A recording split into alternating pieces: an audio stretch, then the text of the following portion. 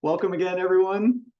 We're excited this evening to bring you Saulnier Lange. Saulnier Lange, absolutely, is the online learning librarian at WSU. She makes online learning materials such as tutorials and videos for classes and students to find on the website when they need help. She is the liaison for Global Campus for the WSU Libraries and is here to help global students learn how to use the library system as a remote researcher. We will drop her contact information in the chat if you need, and we're excited to have Jen here today. Take it away, Jen. Hi, everyone. I'm going to go ahead and share my screen. There we go. So we are going to be talking about researching remotely using the WSU Libraries as a global campus student. And I'm Saulnier Lange. I'm the Online Learning Librarian. Let me see.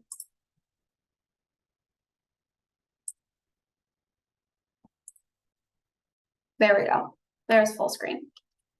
So what to expect tonight? I'm going to be talking about accessing materials, getting those materials, getting research help, and then we'll have time for questions at the end. And let's start by talking about accessing materials. And we'll begin by talking about advanced searching. So in Google or any other type of search engine that you use online outside of the libraries, you might just throw in a couple keywords and get probably billions of results. But the great thing about using the WSU Libraries is that you can really take control of your search and get results that are very tailored to what you need, and ones that you can really control and kind of change to your specific research needs. And some of the things that you can do are connecting your keywords with and or not. And if you are familiar with these terms or using them, please put that in the chat. I always love to see whether or not students have, used these types of techniques before. So using that in between your keywords tells the search engine that you want both of those terms in your search results. Oh, great. So there's some experience using those in the chat. That's great to hear. So you know that and tells them that you want both of those terms in your search results, and that gives you fewer, more specific results. So for example, if I wanted to find results about students and mental health, and I want something that includes both of those terms, I would put students and mental health in the search box. Or tells the search engine that you want either of those terms. So this gives you more results, and it's also a great trick for including terms that might be synonyms. So let's say that you were searching for, you wanted to stick with that same search for students and mental health, but you actually want to include things for anxiety or depression, either one of those things.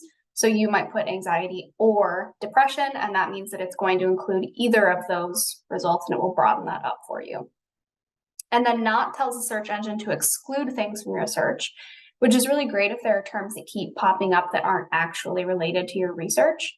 And this gives you fewer, more specific results. So let's say that you were sticking with that students and mental health, but you were getting a lot about physical health, like flu-like symptoms on college campuses. You could say not flu, and then it would remove all of those things from your search. So if you're seeing things pop up that you don't necessarily want there, you can add that not and get rid of them. Quotation marks, putting these around your search terms. This tells the search engine that you want that specific phrase in that exact order. So let's say that you wanted mental health exactly that exact phrase. You could put quotation marks around it, and then it won't bring you things that are just include the word mental or just include the word health. It will only be mental health. So this gives you fewer results, but it's more specific. Wildcard characters are something that you can use to kind of broaden out your search results. So if I used this question mark in the word woman and replace the question or the E with the question mark, then this would give me search results that contain woman with an A, women with E, any character there. So it really broadens out your search results. And then with the other wildcard character is an asterisk, and this goes at the end of your word, and it gives you, multiple endings for a word. So if I put it at the end of culture, then it would give me culture, cultural, culturally, and this is a way to broaden out those search results and include many different types of words that you don't necessarily want to type every single one out. And then there's also filters and limiters. So you can change what kind of results you get and where they're coming from. So if we're looking, this is Search It, and I'll talk about Search It in a minute, but this drop down right next to the search box, the default search is articles, books, and more. And this will include all item types from everywhere. So stuff that WSU has access to, and also stuff that you can request from Summit or interlibrary loan. And when I say Summit, that is a group of libraries in the Pacific Northwest that have an agreement to make borrowing and lending easier for each other by using a courier system. So it's a lot faster. They bring those books on a special courier. And then interlibrary loan is a system for everything else that we don't have. So we can get books and articles and other materials from pretty much anywhere in the world. And this opens up your options because it's coming from anywhere, but it can also take a little bit longer. It's going to take a little bit longer for a book to arrive in the mail if it's coming from Florida rather than Idaho. So that's articles, books, and more. It's just kind of everything.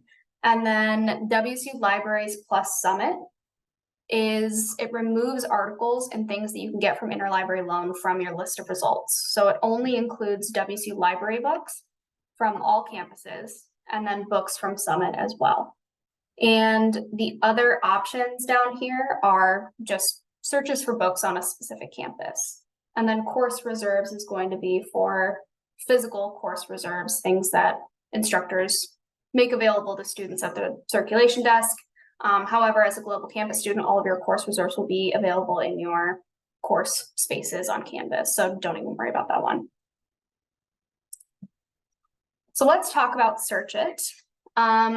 This is basically the search engine for things at the library, and we can put some of those things that we just talked about, the advanced search techniques, to practice, and I can show you some of the other filters that are on there as well. So we're going to go to libraries.wsu.edu. I'll put that in the chat in case you want to follow along. And let's start with a search in Search It. So let's stick with that mental health and college student topic.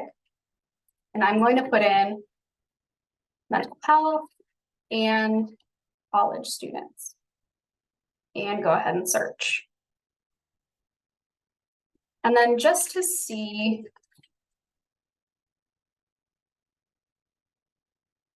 the difference between the amount of results that we get. So in Search It, I got 91,358, and that's a lot of results. But if we compare it to what we're looking at in Google, we have 1 billion results. So Google is pulling from all over the place, all over the web, and Search It is pulling from the library and other stuff that we don't have. But the difference is that Search It is pulling from stuff that has been published, and also through resources that have been vetted by librarians to make sure that they are quality enough to be included in Search It. So while 91,000 results is a lot and we need to narrow this down, it's way, way less and way more manageable than what you would get in Google. So I've got mental health and college students. So all of our results should include both of these terms or these ideas. But since 91,000 is quite a lot of results, Let's think about ways that we can get a more manageable set of results. The first thing that I would do in this scenario is add more keywords. So what do we want to know about mental health in college students? And I am curious about resources that colleges and universities have for student mental health. So I'm going to add and campus resources, and adding that one extra term with the and in between. Let's see what it does to our results. We went from 91,000 to 1,153. So just adding that extra term really helped us narrow our results down. But what I actually really want to focus on is therapy or counseling services on campuses. So what I'm going to do is add and counseling or therapy. And I think that including either of those words, counseling or therapy, would fit into my topic. So I'm connecting them with an or, because I would be fine with either of these terms showing up because they're kind of used interchangeably. So I'm separating them from the rest of my search with these parentheses, because if I didn't, then it would throw off the rest of the search.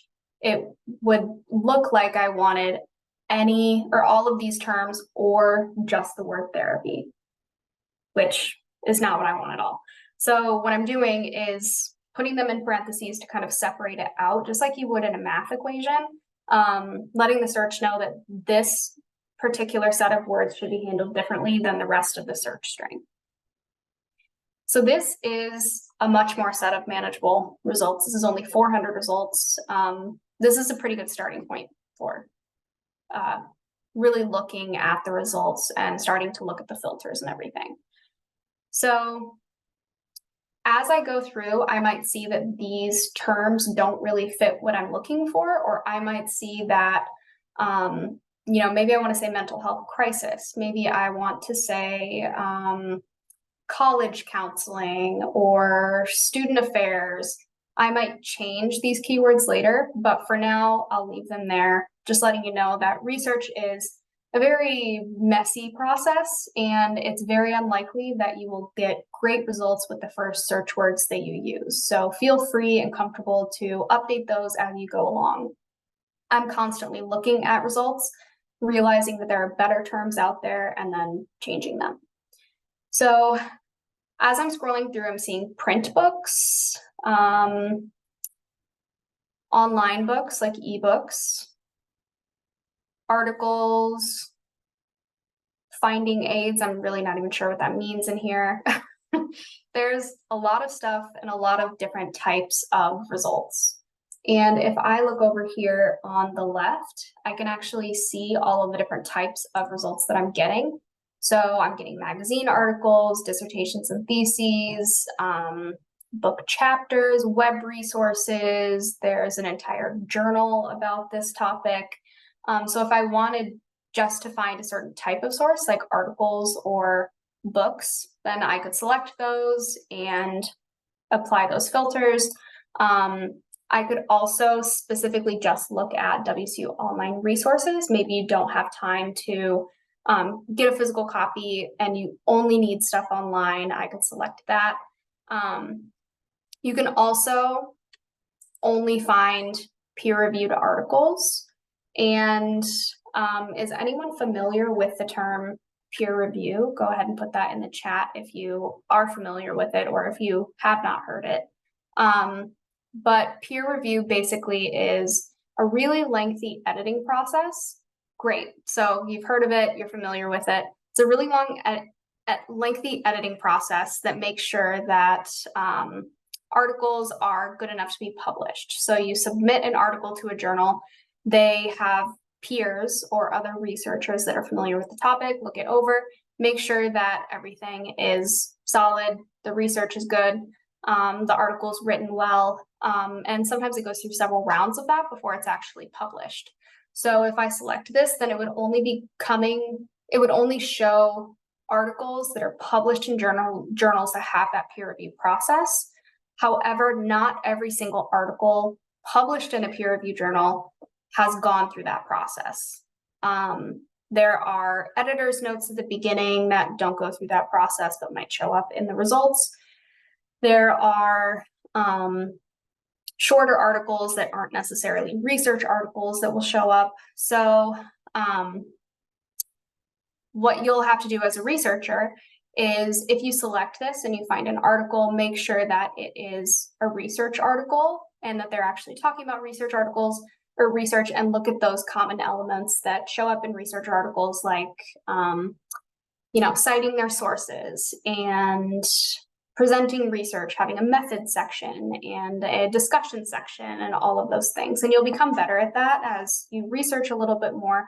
And if you ever have any questions about whether or not an article is scholarly or peer-reviewed, that's something that you can ask us, the librarians, and we'll help you determine that. So I can select those. I won't for now because we'll keep looking at these. But you can also change the publication date. So if you need something that is very recent, you can update that. And then there's several other things down here that you can look for, like language. Everything in this set of results is in English, but sometimes you get things that aren't. So if you only speak English, you might want to select that. So there are several ways that we can kind of narrow this down. But let's look at a couple specific records. Let's look at this print book first.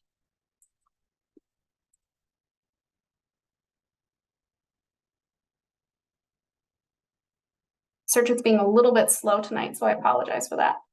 So we see that this is a print book. We see that it was published in 2019. We've got the title and the author. If I scroll down, this detail section is really where I'm going to learn what it's about. So we've got a summary. We can learn more what it's about. We have the contents. So these are all of the different titles of each chapter within the book. And then we have this part called subjects or alternative vocabularies. But I want to look at this subject section. So this works kind of like hashtags within Search It.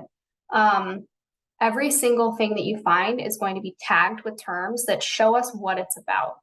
And this can be a really, really good way for finding other keywords, because we know that the database really likes these words because it's using it as like a controlled language tagging system. So we can tell what it's about by looking at these. We can use it for other keywords. Another thing, like hashtags, we can actually click on these, and like I'll click on college students mental health United States, and that's going to pull up another set of results that is also tagged with those terms. So we have 32 results that are tagged with that term. We know that it's primarily about that. So it can also be a really good way to find other sources. So we can look at the subjects. We have all of this information down here. If we decide that this is something that is a good resource for us, then to access it, we need to look up here. So we've got availability and request options, and then get it from another library. So it's not at WSU because it says get it for me from other libraries. So what I would want to do is click on request item and then select my pickup location as WSU Global Campus Delivery, and then hit send. So that's how I would get this physical book. And I'll talk a little bit more about that process of getting it a little bit later. But if you only need one chapter, you could also request the item, put in the chapter title, and you can get that within 24 hours because it's a digital copy. So it's a lot quicker of a process. And then we also have these tools up here where, if you want to save it for later, or there's a citation tool that's not always 100% correct, but it's a really good starting point. So double check it, but it can help get you started. So if I go back, let's look at an ebook. And we have quite a few ebooks. We really started buying more of them when campus was shut down due to COVID. So we have a lot of ebooks in our collection. We see that this is an ebook because it says online access, and all I have to do to access this is click on that database link under access options. So this will take us in here, and then we can read it online. and we can access the entire thing. Let's find an article. So this article, we have online access. We can read the entire thing online. Similar to the ebook, we look under access options and it should list the database and we can access it from there. So once I click on that, it will take us to the full text where we can read the entire thing. If we do not have an article, similar to that book that we didn't have, it will say, get it for me from other libraries. Once I click on that, I'm looking at these two boxes again, and it should have that little button similar to the book that we didn't have where I can request the item, and then I'll get it within 24 hours. And it looks like it's some of the years are available in person, but not all of them, and also not this year. So I would get this within 24 hours, and sometimes it comes a lot quicker than 24 hours. I've had articles sent to my email within an hour of requesting it. So while it can be very tempting to only select things that we have and that don't have to be requested, we can usually get you materials as quick as we can. So if you aren't doing research super last minute, then leaving it up to include items that you would have to request is definitely the better option because you have so many more options. So let's say that you were looking for something specific and it did not come up in this results list.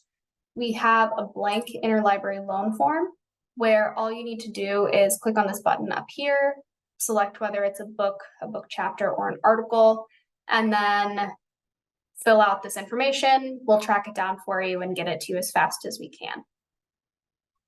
So that is Search It. Does anyone have any questions about Search It? I know that was a lot of information. Search It is a very powerful tool that includes a lot of stuff. So if you do have any questions, please put them in the chat. And in the meantime, we can talk about subject databases and research guides. So these are really great for diving into subject-specific resources. And we have a question in the chat. Is there a limit to the amount of books you can request to be sent to you? No, there's no limit. There is a limit for undergraduates to check books out, but the limit is an undergraduate student can have 999 books checked out to them. They just had to set a limit, and that was the highest they could go. So unless you want to get 1,000 books sent to you, and even then, we would probably make exceptions and send them to you. So yeah, there's no limit to the amount of books that you can get. And I will mention this later, but I will reiterate it then because this is something that should be said multiple times. All of this is free to you as a global campus student. All of the library resources, us sending books to you, no delivery fees at all. When we send you the books, there's even a prepaid label for you to send it back. So you don't even have to send it, pay to have it sent back to us. Everything that I'm talking about tonight is totally free to you as a student. And that was a great question. Thank you for asking that. So when we're talking about subject databases and research guides, I will go to the library's homepage. And first I'm going to click on databases right here. So Search It is multi-subject. It's going to be searching journals from education and business and chemistry, everything all at once. It's kind of like Google for the libraries. But we have several other databases that are specifically focused on certain subjects. So when I go to this databases page, I can look at all of the subjects right here. And let's say that I am doing psychology research. I can click on psychology and we have 18 databases for psychology. So these are the two that might be, the best places to start. But as I'm going down, I can find other ones that might be helpful. So this is one way to find databases to do research for specific subjects. But if I go back to the homepage and then click on subject guides, We also have these subject guides or research guides that were put together by our subject librarians to put like all of the best resources for doing research on a certain subject in one place. So let's see, I use psychology as the other example. So I'll click on psychology here. And then this has some helpful books, information on using WorldCat, which is like search it plus. It's searching everything everywhere. It stands for World Catalog. It's got information on Canopy, which is for video streaming, and then information for searching. So it's got key databases, Google Scholar tips, which we'll also talk about. But Christy, who is the subject librarian, she has put this guide together, and she also has her contact information here. So if you were doing psychology research, she's put all this stuff together for you, and then you can also reach out to her, and she's going to be the subject expert for doing psychology research. So those can both be really great resources. And then I did say that I wanted to talk about Google Scholar. So there are some advantages to using the WSU Libraries website when searching. So I mentioned that all of the results are published. Someone has vetted all those resources for including in Search It. And there are easy ways to narrow your search down.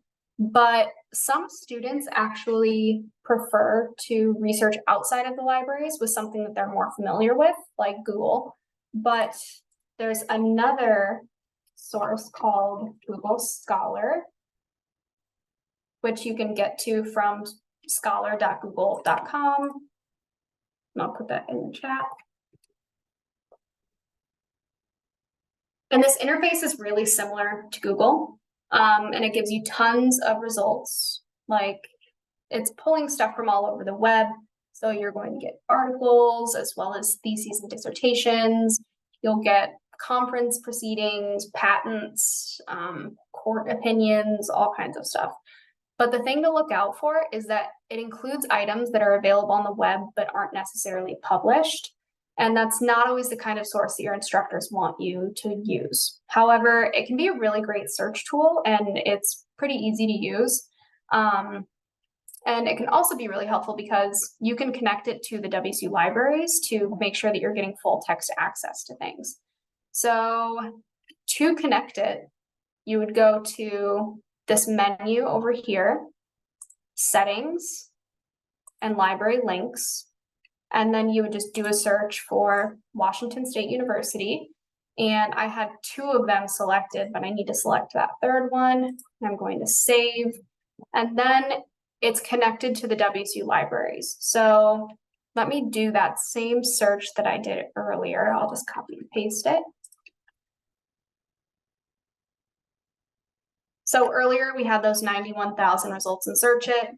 This is compared to 601,000 results in Google Scholar. And we can, again, compare that to like 1 billion results that we got in Google. So we can see kind of how many results are being brought up in these different search functions.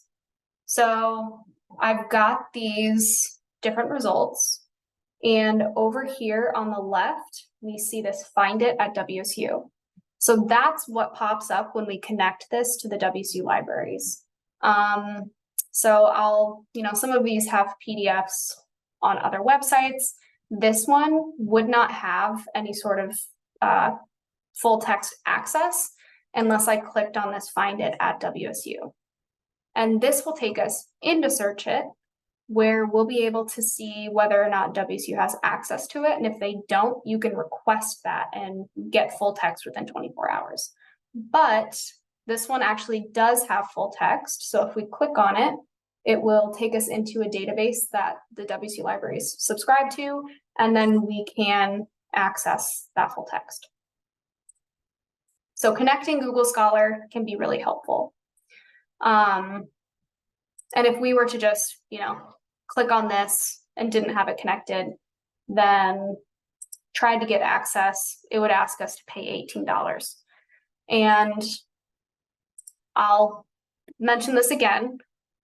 You are a student at WSU. All of this is free to you. So while you're a student, do not pay for information because we can get you that information. And that's what we're here for, is to make sure that you have access to those types of resources that you need. So that's Google Scholar.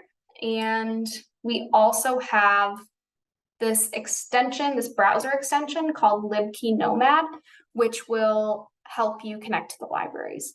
So another way to use the WSU Libraries without actually doing research on our website is to install this browser extension.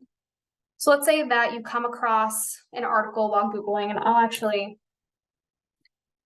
pull this back up. So you've come across this article while you were doing research online, or maybe you ran across it on, I don't know, some website, and you want to access it. But again, it's $18 to access it through this website. It doesn't have free full text.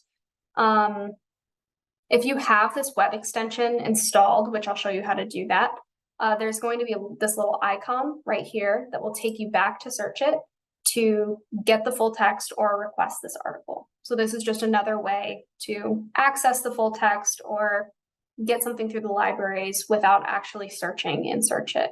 So this is taking us back to the same place where I can get the full text. So I'm going to put the instructions for installing this in the chat. This is one of those things that you just add to your browser and then it automatically pulls up while you're searching. This can be a really, really helpful tool. I use it all the time. A lot of the times when I am using Google Scholar. Let me close out some of these tabs because I always seem to have 100 tabs open on accident. And then there's one other thing that I didn't want to spend too much time on today, but I do want to mention, and it's called Zotero. So I won't go into this topic too much because this could be an entire workshop on its own, but as you're collecting a lot of sources, it can be helpful to have an organization system that makes citing those sources easier. So Zotero, which I just put in the chat, but here's a page on it as well, is a free resource management software that allows you to save sources as you come across them, organize them, and then you can edit fields like title, author, publication, date, etc. So that when it comes time to cite your sources, all you have to do is select your citation style, and then Zotero will formulate the citations for you. So again, a demo would take up way too much time, but that link in the chat has a lot of information about how to use it and how to install it. So if that's something that you're interested, especially if you're doing a big research project, that can be really helpful. It can also be helpful if you're towards the start of your college career and know that, you know, some of the sources that you find as a first-year student, you might want to use when you're a senior. So, you know, it's a very easy way to keep track of resources and organize them so that you can find them later, along with that citation helpfulness as well. So let's go into getting materials. I showed how to request items earlier, but I wanted to talk a little bit more about this, what this process looks like as a global campus student. So when you make that request, make sure that you select WSU Global Campus Delivery as your pickup location. And then when you do that, it sends the request out, and the library that owns the item sends it to the Pullman campus. When the Pullman campus receives your item, we check it out to you and then ship it to the home address that you have listed in My WSU. So make sure that if you move, you're updating your address in My WSU, because we're just sending it to the one that's on file in there. And I just want to note that you can check in on the progress of your request in your Search It account. So I'm logged into Search It up here. I can go into my requests, and then it will show all of the requests that I made, and I can download them from there. So you can check in on the progress there, and it will say that it's checked out to you before you actually get the item, because we check it out before we send it to you. That can lead to a little bit of confusion, so I wanted to mention that. So the item will arrive at your home address with a prepaid return label. So once you're ready to send the book back, all you have to do is package it up. If you keep the box that it came in, you can use that. Slap that return label on the box and then send it back through the mail. If you lose the return label, let us know and we'll send you another one. So again, totally free to you. Don't pay for it. That is on us. We are supplying all these resources for you. But it does take a little bit of time to get physical items because of all the mailing. So please start early. And because it can take some time, you can also utilize Summit Libraries as a WSU student. So as I mentioned earlier, Summit is a group of libraries in the Pacific Northwest that make borrowing really easy for each other. So that means the Summit libraries can get to WSU Pullman faster than interlibrary loans most of the time. And it also means that you can check items out from other Summit libraries as a WSU student. So I'm going to pull up one of those items that we were looking at earlier.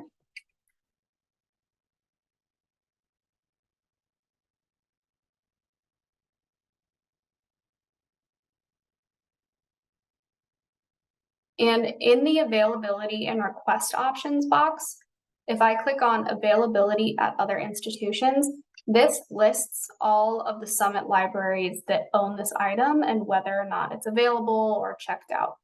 So if you lived close to one of these libraries, you could go in and check this item out rather than waiting for it to get sent to Pullman and then you.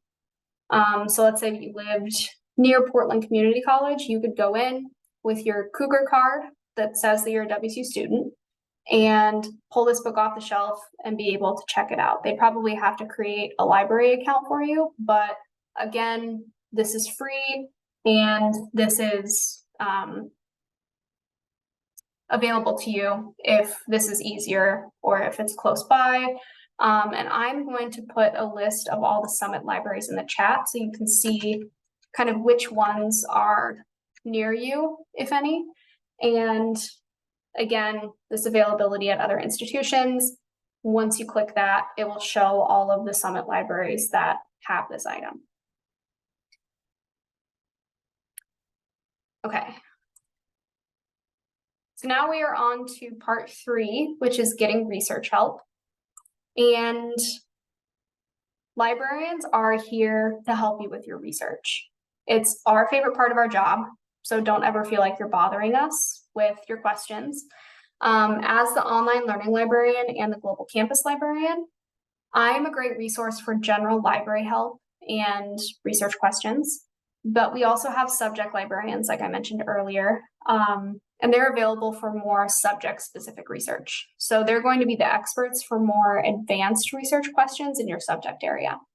And if you're not sure who to contact, you can always reach out to me and I can put you in touch with the right person. We are happy to work with you through Zoom or through email. We also have, and I'll get to your question in just a second. We also have this Ask Us page where we have a 24/7 live chat.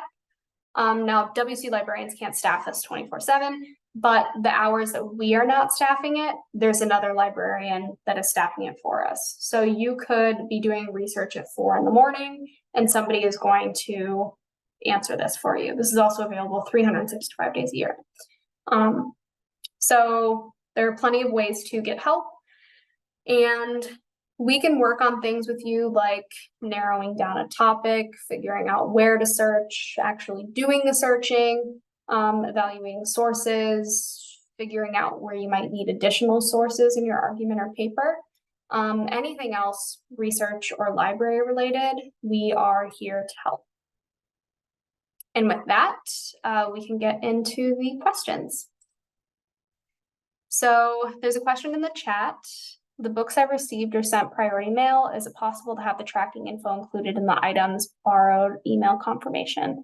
That's a really good question. And that's a question that I get asked a lot, like what the tracking information is. I will look into that to see if it can be part of the email. That would be really helpful. If it's not currently in there, I'm wondering if there's a reason why, but I'll definitely look into it and see if that's something that we could do. How do you know how much you own? Do you mean how do you know how many things you have checked out, or how many materials WSU owns?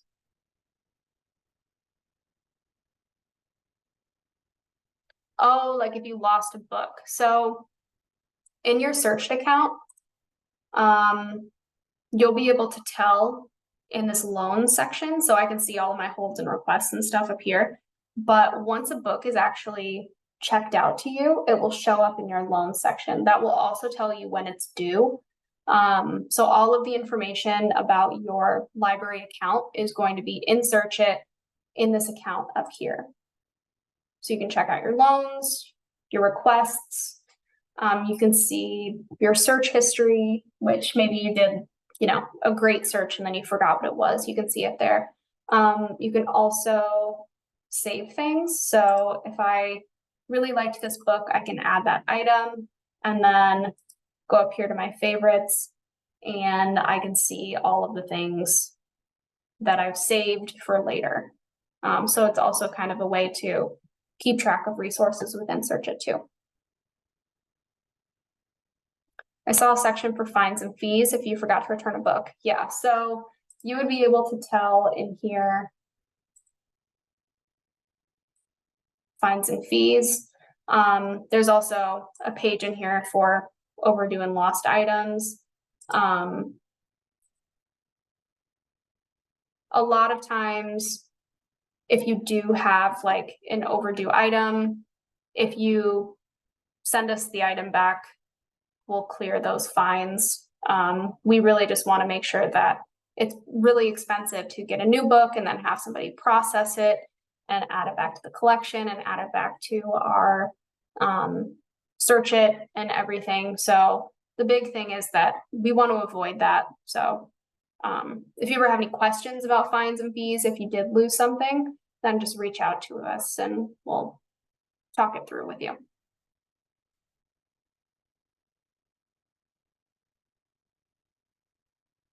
Any other questions?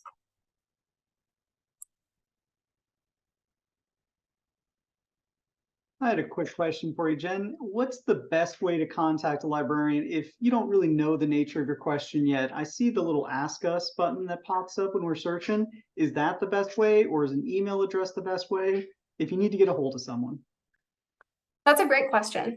So this is going to take you to that 24/7 chat.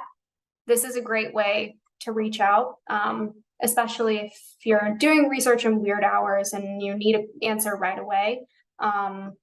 Again, since this is 24/7, 365 days a year, somebody's going to get back to you right away and chat with you. So this is a really good place to start. You can also email me directly. There are some other options on this Ask Us page, like emailing our general reference email. Then a bunch of librarians will be able to see your question and assign it to the correct person. You can text us. You can book an appointment with a librarian. So if you know that you want to meet with the person who is the librarian for physics, which is Chelsea, then you can choose a date and time and then set up a time to meet with her virtually. So there are a bunch of different ways to do it, but if you are not really sure who to contact, then that general reference email can be really helpful. But if it's pretty urgent, then the chat is your best bet.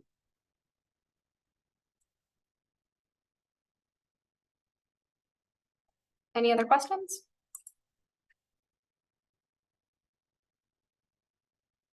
Well, it looks like you've answered them all. Thank you so much, Jen, for coming and presenting for us today. And if you have any questions, again, feel free to email Jen. Her email was there on screen. We have one more question. Let's keep it going.